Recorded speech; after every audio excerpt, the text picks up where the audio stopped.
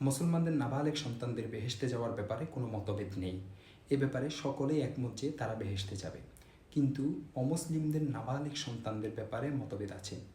পিতামাতার অনুগামী হিসাবে কেউ কেউ তাদেরকে জাহান্নামী বলেছেন এবং অনেকে তাদেরকে জান্নাতি হওয়ার পক্ষে মতামত দিয়েছেন। অনেকে মন্তব্য করেছেন যে তারা জান্নাতীদের খাদেম হবে। এ ব্যাপারে প্রত্যেকের নিকট স্বমতের পক্ষে দলিল প্রমাণ রয়েছে। কেউ মন গড়া মন্তব্য ব্যক্ত করেননি। নবীজি সাল্লাল্লাহু আলাইহি ওয়াসাল্লামের সর্বশেষ সিদ্ধান্ত কী তা অনেক সময় স্পষ্ট না থাকায় পরবর্তী ওলামায়ে কেরামের মাঝে মতভেদ পরিলক্ষিত হয় বিভিন্ন বিষয়ে।